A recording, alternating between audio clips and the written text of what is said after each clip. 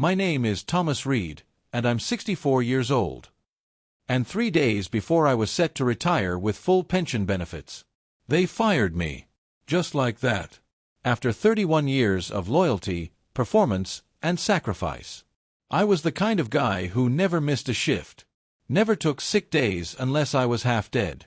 Never once called out unless it was an emergency. I started working at Dalton and Moore Technologies back when they were a dusty little firm with 6 employees and a second-hand coffee maker. No. They're a mid-sized tech contractor pulling in millions each quarter. And for over 3 decades, I helped build that. I was the senior procurement manager, handling millions in supplier contracts, infrastructure bids, and long-term equipment leases. I wasn't flashy. I wasn't political. But I was good. Really good. And they knew it. Until they didn't. It was a Friday morning. Cold. Windy. I remember because I left the heater on in my car, thinking I'd only be inside for a few hours. I had 3 days left before retirement. I was already planning a quiet send-off, maybe pizza in the break room. My team had even pitched in for a cake. Chocolate.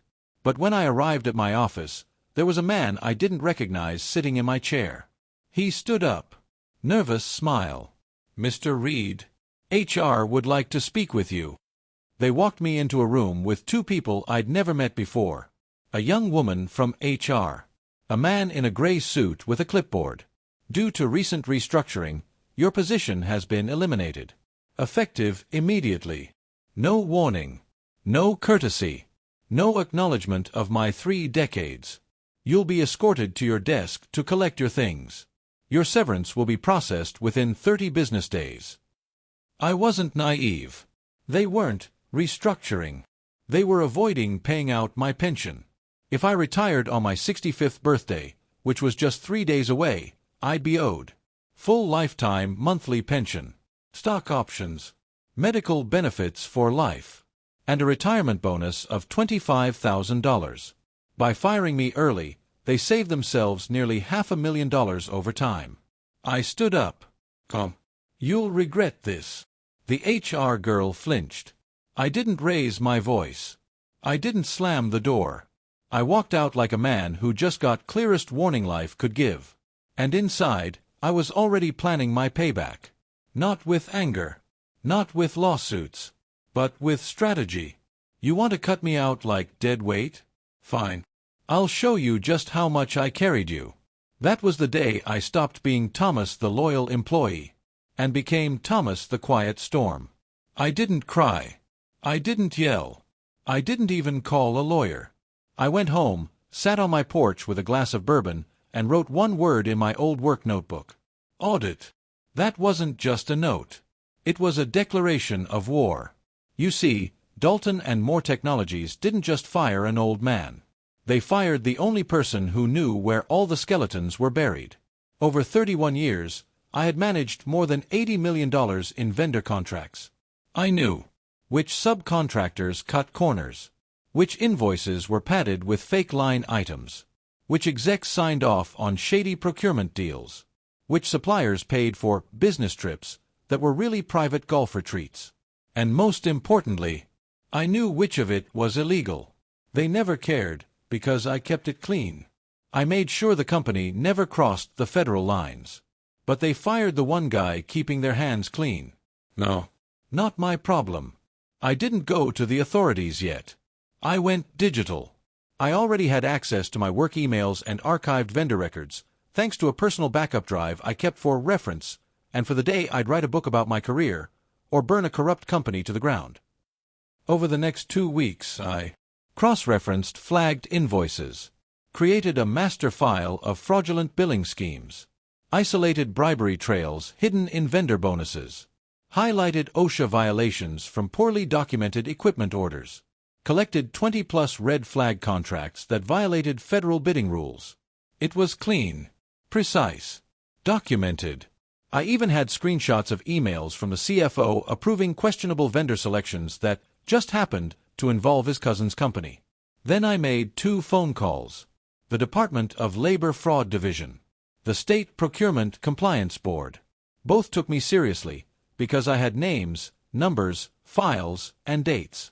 I didn't give them theories. I gave them proof. They thanked me and said I'd remain anonymous as the official whistleblower. 3 days later, Dalton and Moore was under preliminary investigation. I didn't hear from anyone at the company until week 4. That's when I got a call from a former colleague, Ashley from finance. "Tom, what the hell did you do?" I played dumb. "What do you mean?" "The feds are here. Auditors. They froze 2 of our vendor accounts. Legal's freaking out. They're pulling contracts going back to 2005. I stayed quiet. They think someone inside reported it." "Did they fire that guy too?" I asked. Maybe that was dumb. She hung up. I smiled, because the first domino had fallen. But the big one, the one that would bankrupt them, that was still to come. I always believed that the most dangerous man in the room isn't the loudest. It's the one who's already finished planning your funeral before you've even said hello. Dalton and Moore fired me like I was trash. No. They were starting to smell smoke, and had no idea the fire was coming from their own blueprints. Over the years, Dalton and Moore had quietly funneled tens of thousands of dollars into ghost vendors, fake shell companies created to process inflated equipment orders. It worked like this. They'd create a vendor account using a fake company name, registered under an LLC in another state. Submit a quote 15 to 20% higher than the market average. Approve it through internal priority processing. Pocket the difference. These weren't just unethical. They were federal contract violations. Worse, they had used those shell vendors in Department of Defense contracts. That was felony-level fraud. I packaged everything: email trails, payment logs, shell company registrations, and even IP addresses matching company computers used to create those vendors. Then I sent them, anonymously, to 2 places. Office of the Inspector General, OIG. A journalist I trusted, Sarah Klein, an investigative reporter with the Chronicle Times. On a quiet Tuesday morning, the Chronicle dropped a front-page story. Whistleblower exposes fraud in major tech contractor. Evidence ties executive team to government contract violations. Within 12 hours, Dalton and Moore was trending on X, Twitter. Investors began pulling out. Clients began terminating agreements. 2 executives deleted LinkedIn profiles. But the real killer. A federal audit was launched, and all incoming payments were frozen. The company couldn't operate, couldn't pay employees, couldn't even fund legal defense. They were bleeding out. Well, their lawyer did. "Mr. Reed, we believe you may have knowledge of these documents." I cut him off. "I don't work for Dalton and Moore. I'm not under any NDA. But I do wish you luck." He tried to threaten me with civil litigation. "We can prove you kept confidential files." I didn't keep them. I made copies. From a company I was employed with for 31 years. Try me. They never called again. Within 2 months, the CEO resigned. The company filed for bankruptcy protection. Multiple execs were indicted. Contracts were reassigned to competitors. And every employee who had been loyal to me got hired by better companies, including Ashley from finance. And me. I was sitting on my porch again. Same bourbon glass. Same chair. Same smirk. I didn't do it for money.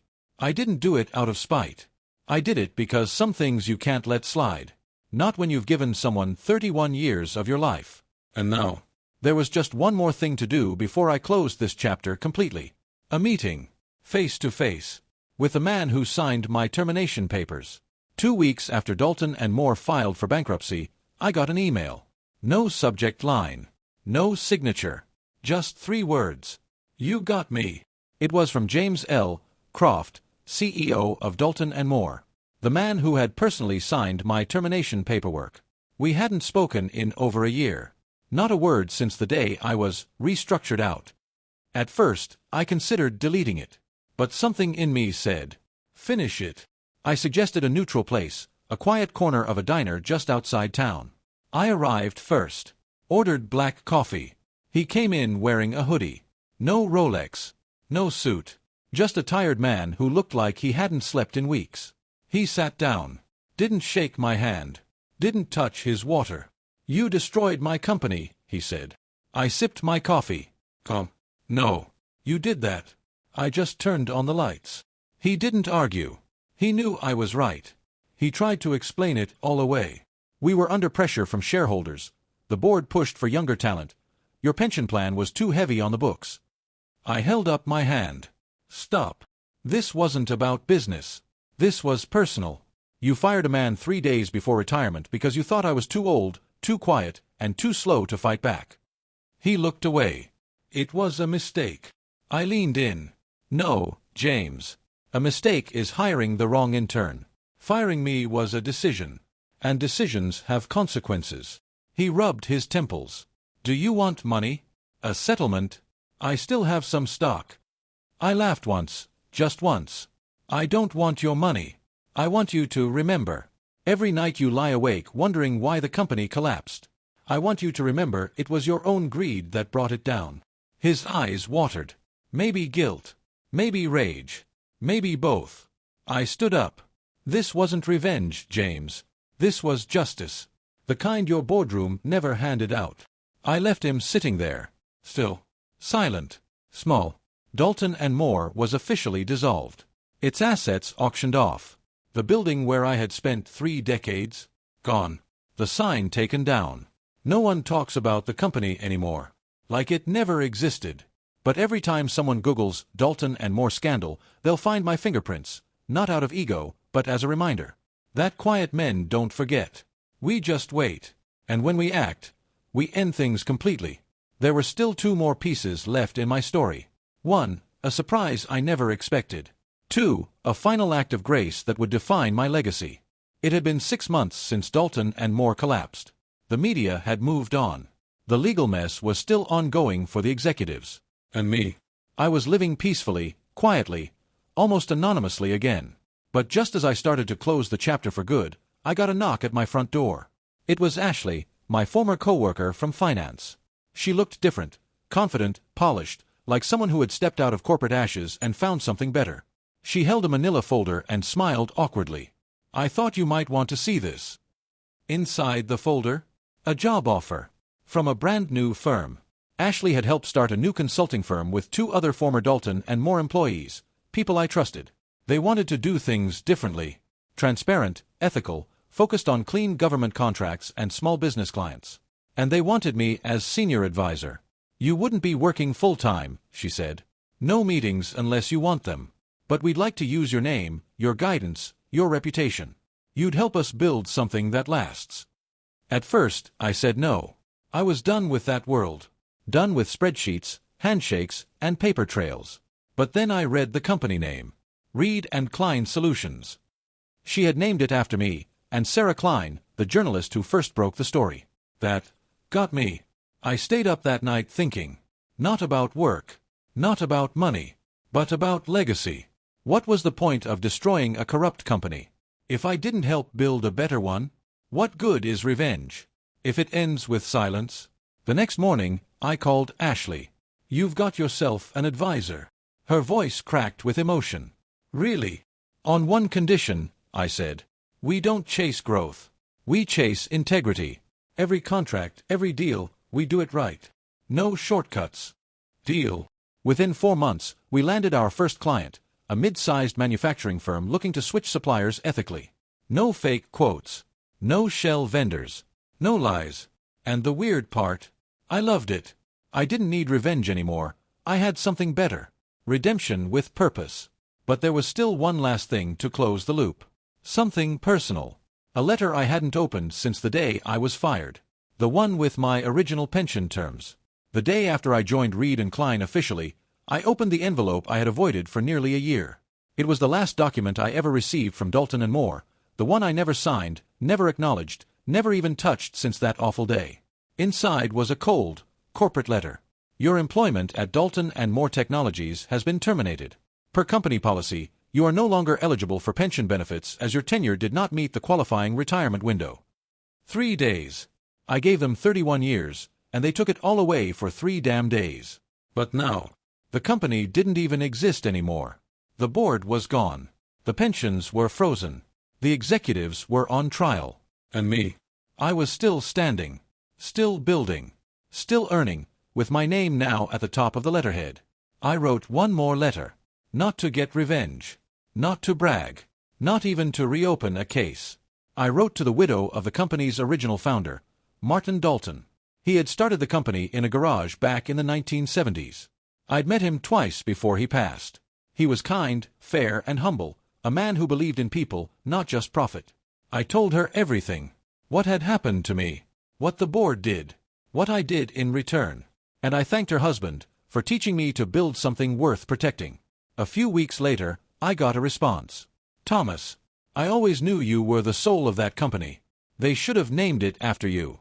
I'm sorry they didn't. But I'm proud you carried yourself with dignity, even when no one else did.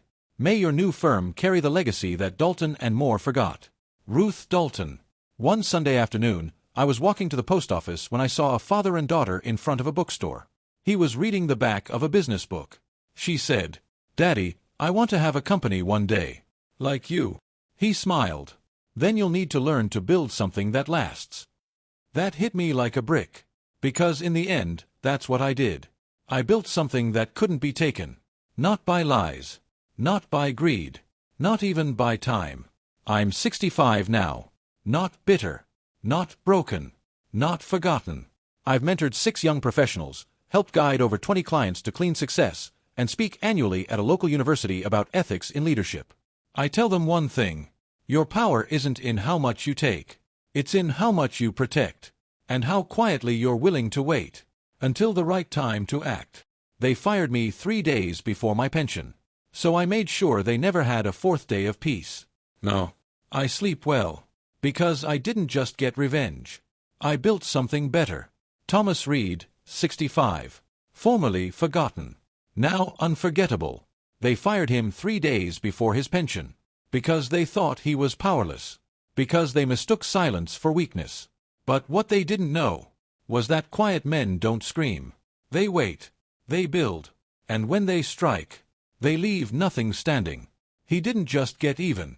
He erased the name that erased him and built a legacy in its place. Subscribe for more true stories of karma, betrayal, and cold justice.